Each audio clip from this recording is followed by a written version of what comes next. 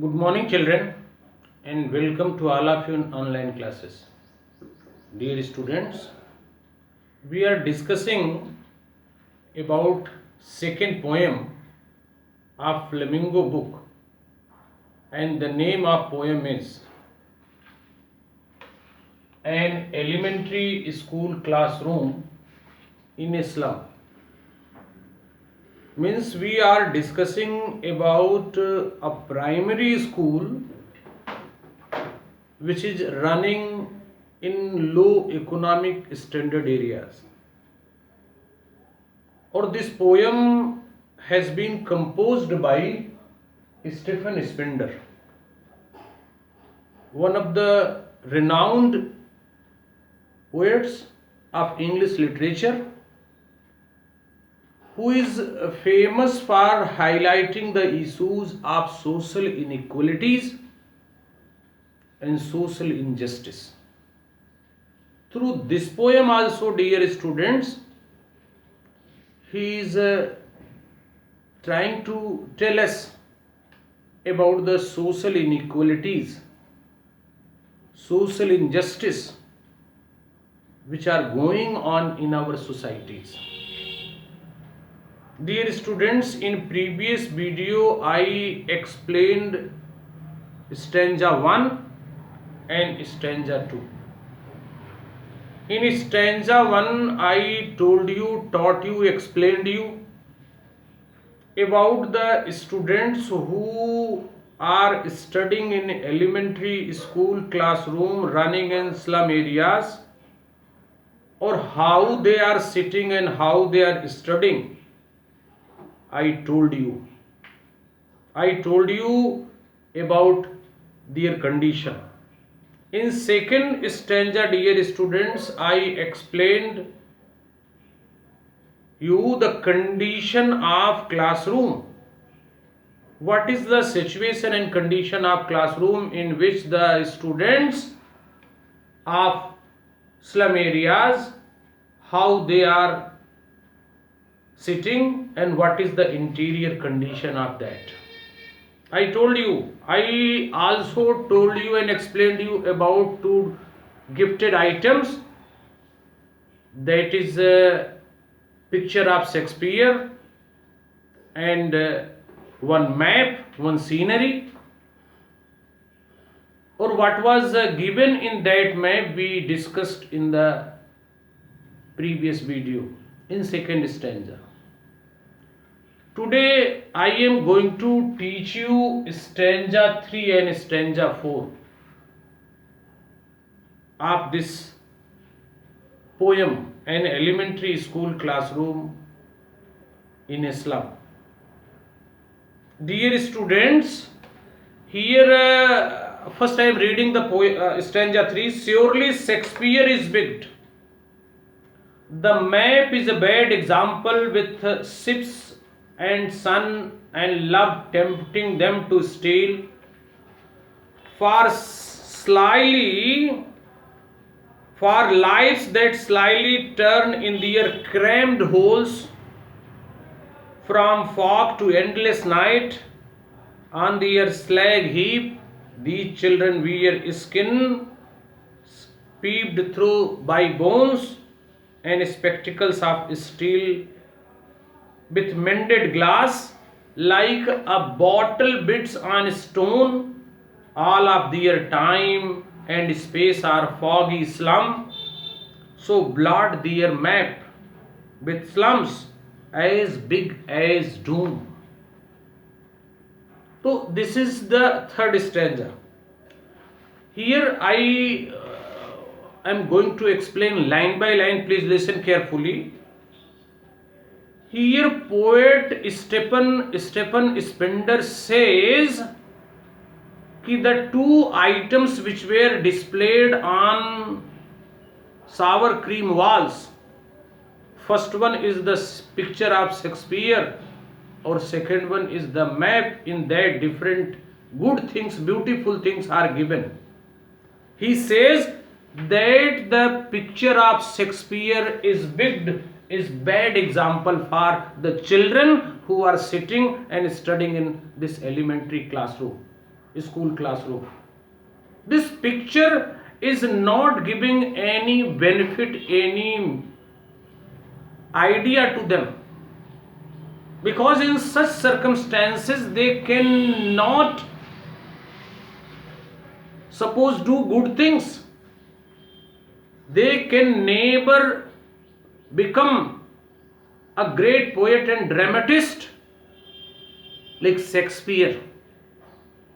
So the example of Shakespeare is bad example, big example. No use. Or secondly, he says that map is also bad example. The second gifted items, that is also not suitable example, that is also not good example. According to the poet, for the students who are studying in elementary school classroom running in slum areas, or that maps which definitely describes many good things, map with, in that map ships are given, cloudless at dawn given, sun given, and love and many beautiful things, natural things are shown. They are not useful, they are not good example, they are not suitable examples for the children who are sitting and studying in elementary classroom. Both examples are not suitable for them. Either the things which were displayed in that map or the picture of Shakespeare. Instead of learning anything from those displayed items, here poet says they are tempting them, they are alluring them, attracting them for what? Attracting them to steal. Means instead of learning good things from those displayed items, they are alluring and attracting the children sitting in elementary school classroom for stealing.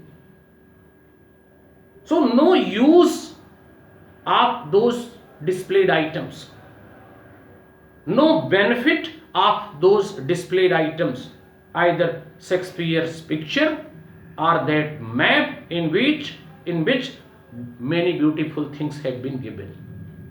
They are not giving any lesson, any benefit to them.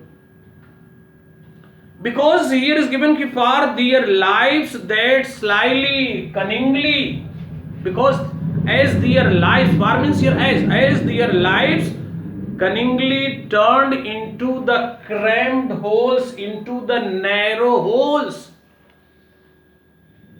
Because their lives, as their lives, the lives of the children sitting and studying in elementary school classroom, their lives, their Jeevan has been crammed, such into, turn into the crammed hole, narrow holes. Or from fog to the endless night, or there is no clarity in their life. There is only darkness, endless night, there is only darkness in their life. So what is the benefit of displayed items? One in further line he says, these children wears skins peeped through by bones, and poet also describes in the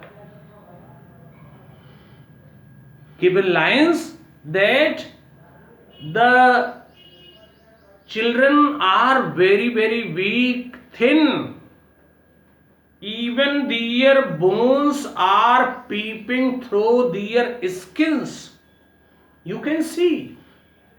Their bones are clearly visible. They are very thin, they are very lean.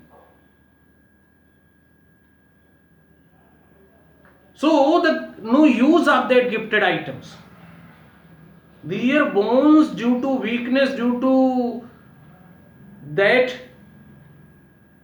not getting proper food and nutritions, their bones are clearly visible and they are peeping, they are looking through their bones. So this is the condition of physical condition of the children sitting in elementary school classroom. Or their eyesights also have become big. Where is written? Here wear skin peeped through by bones and spectacles of steel with mended glass. Or they, due to weak eyesight, dear students, the children sitting and studying in elementary school classroom, they are forced to wear spectacles of steel rimmed with mended glass, repaired glass.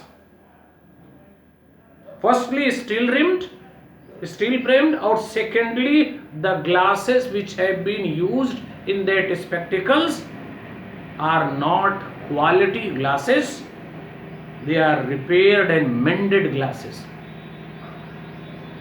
Dear students, so in such miserable condition and situation, the students are forced to live and spend their life. So how good things can be in their life? How they can do better in their life in such adverse situation, where they are forced to live a very miserable life, where they are not getting proper food and nutrition to fill their stomach, where they are, their eyes in such situation, in such location and in such condition, due to scarcity of food, due to scarcity of resources, their eyesights have become weak and forced to wear spectacles in their young age. And all their time and space are foggy slum. They have to spend their time in this foggy slum, where there is no clarity. So in such situation they are forced to live.